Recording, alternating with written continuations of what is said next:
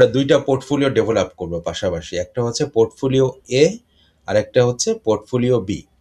দেন আপনারা সিদ্ধান্ত নেবেন কোন পোর্টফোলিওটা আপনি বেছে নেবেন।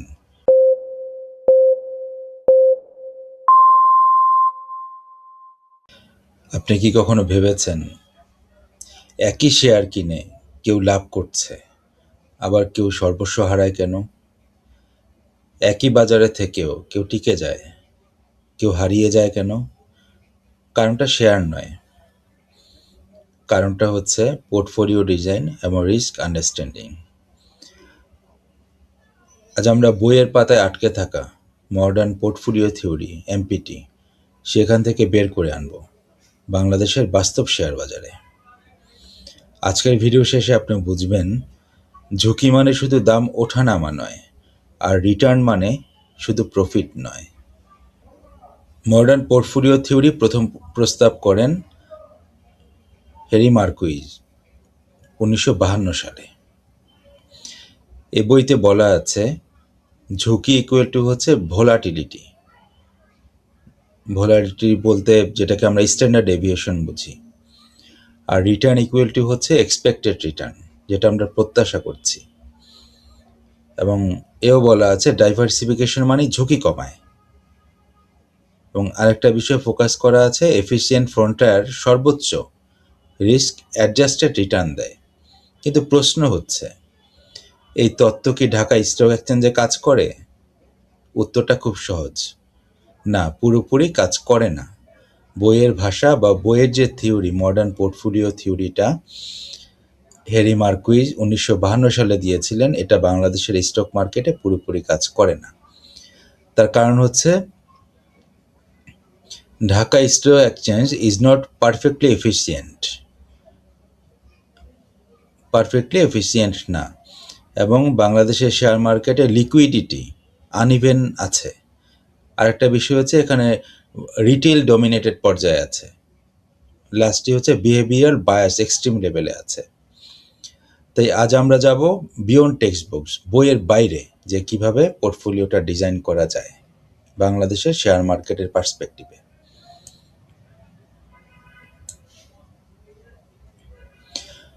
তো এটা বুঝতে গেলে প্রথমে বুঝতে হবে মডার্ন পোর্টফোলিও থিওরি, যেটা বইয়ের ভাষায় আছে যিনি দিয়েছিলেন, এটা বাংলাদেশের মার্কেটে ফেল করে কেন। তো মডার্ন পোর্টফোলিও থিওরিকে যদি আমরা শর্টলি এমপিটি ধরে নেই, তো টেক্সট বইয়ের এমটিপি ফোকাস করে অল ইনভেস্টর রেশনাল। একটা মার্কেটে সব ইনভেস্টরগুলো রেশনাল থাকবে, ডেটাটা স্টেবল থাকবে, কোরিলেশন রিমেন্স কনস্ট্যান্ট থাকবে, লিকুইডিটি অলওয়েজ অ্যাভেলেবল থাকবে। কিন্তু বাংলাদেশের বাস্তবতাটা কি? বাংলাদেশের মার্কেটের বাস্তবতা হচ্ছে এখানে প্যানিক সেলিংটা ডমিনেট করে। অপারেটর ড্রাইভেন স্টক আছে এবং সাডেন রেগুলেটরি শকস দেয়, বারবার রেগুলেটরি পরিবর্তনগুলো আসে, এবং লো ফ্রি ফ্লোট শেয়ার অনেক বেশি। তো বইয়ের ভাষার সাথে তো কোনো কিছু মিল নাই বাংলাদেশের স্টক মার্কেটে। তো এখানে ঝুঁকি শুধু ভোলাটিলিটি নয়, ঝুঁকিটা হচ্ছে লিকুইডিটি রিস্ক আছে, ম্যানিপুলেশন রিস্ক আছে, এবং সাইকোলজিক্যাল রিস্ক আছে ডিএসসিতে। ধরা যাক এক্সাম্পলের জন্য স্কোয়ার ফার্মা দাম নড়াচড়া কম করে, আর জেড ক্যাটাগরির শেয়ার দামের খুব ওঠানামা করে। তো আমরা যদি টেক্সট বইয়ের কাছে যাই বা বইয়ের কাছে যাই, বই বলবে জেড ক্যাটাগরি বেশি রিস্কি। কিন্তু বাস্তবে স্কোয়ার ফার্মাতে ডাউনসাইড রিস্ক কম এবং জেড ক্যাটাগরিতে পার্মানেন্ট ক্যাপিটাল লস অনেক বেশি। তো এখান থেকে কি সলিউশন আমরা পাই? এখান থেকে যে ভার্ডিক্ট ক্রিয়েট করা যায়, রিয়েল রিস্ক হচ্ছে ইকুয়াল টু হচ্ছে পার্মানেন্ট লস অফ ক্যাপিটাল। তো বাংলাদেশের রিস্ক বলতে বুঝতে হবে drawdown risk, liquidity freeze, governance failure and force selling risk.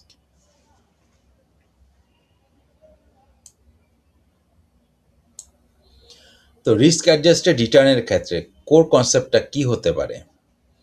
Return কিন্তু একা কিছু না, আমাদের ফোকাস করতে হবে রিস্ক অ্যাডজাস্টেড রিটার্ন হলো সব কিছু, এটার উপরে আমাদের ফোকাস করতে হবে, রিস্ক অ্যাডজাস্টেড রিটার্নের উপর ফোকাস করতে হবে।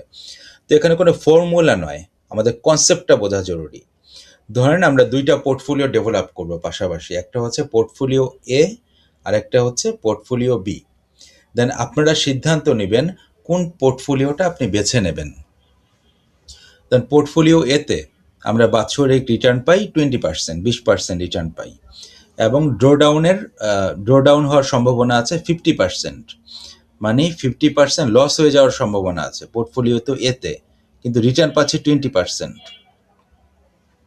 আর পোর্টফোলিও বিতে আমরা ইয়ারলি রিটার্ন পাচ্ছি 12%, কিন্তু ড্রোডাউন হওয়ার সম্ভাবনা আছে মাত্র 10%।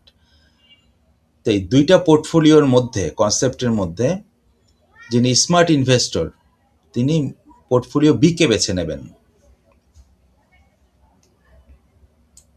এখানে ড্রোডাউন বলতে বোঝানো হয়েছে যারা জেড ক্যাটাগরি স্টকগুলো কিনছেন, যখন ক্যাপিটাল লসটা হওয়া শুরু করে 40%, 50% আমাদের চলে যায়। তো স্মার্ট ইনভেস্টর যিনি আছেন তিনি কিন্তু পোর্টফোলিও বিকে বেছে নেবেন। তো বাংলাদেশে ব্যবহারযোগ্য মেট্রিক্স কী কী মেট্রিক্স আমরা এখানে ব্যবহার করতে পারি? একটা হচ্ছে ম্যাক্সিমাম ড্রোডাউন কতটুকু হতে পারে, সেটার একটা কনসেপ্ট আছে, টেকনিক আছে ব্যবহার করার। দেন আমরা বাংলাদেশের মার্কেটে সিএজিআরটা দেখি, ভলাটিলিটি প্লাস লিকুইডিটি ফিল্টার, এই কনসেপ্টটা আমরা ট্রাই করি।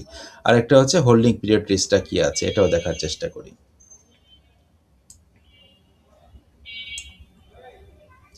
তাহলে subject to the consideration of Dhaka stock exchange, optimise portfolio ডিজাইনটা কী হবে?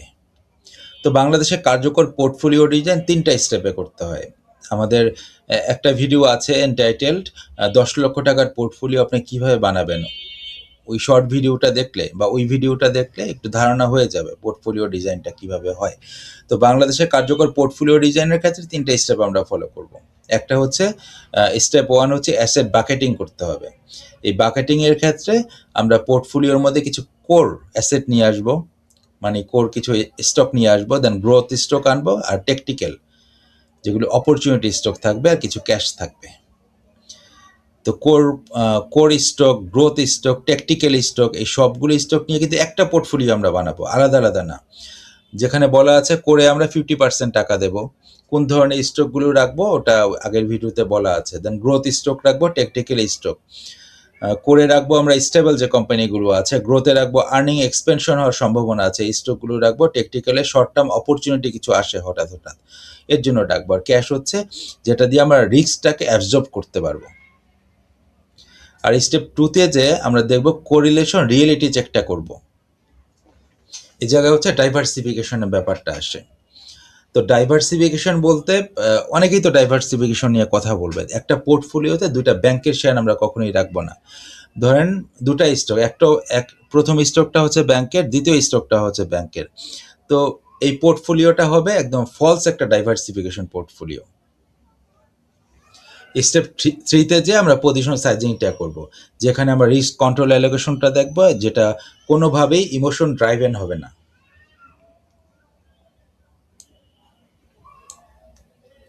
তো আমাদের সাইকোলজি আর প্লাস এমটিপি, মডার্ন পোর্টফোলিও থিওরিটা যদি আমরা একসাথে করি, আমরা কিছু মিসিং লিঙ্ক পাবো এখানে।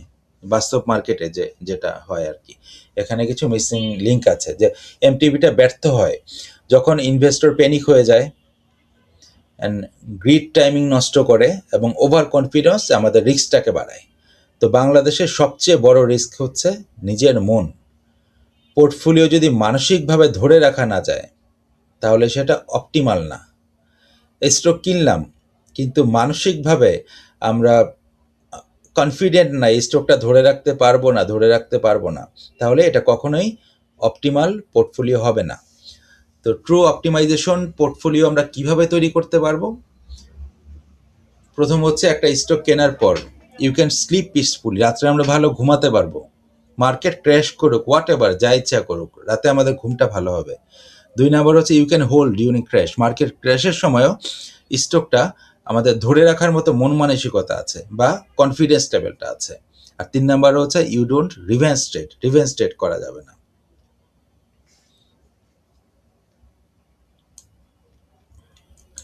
আমরা যদি একটা ফাইনাল ভার্ডিক্ট ক্রিয়েট করার চেষ্টা করি এখানে, তো মডার্ন পোর্টফোলিও থিওরি কোনো ম্যাজিক না, এটা একটা ফ্রেমওয়ার্ক। কিন্তু বাংলাদেশের বাজারে রিস্ক রিডিফাইন করতে হবে এবং সাইকোলজি ইন্টিগ্রেট করতে হবে, প্লাস লিকুইডিটি রেসপেক্ট করতে হবে। মনে রাখবেন, return is a reward, risk is a reality, survival comes from profit.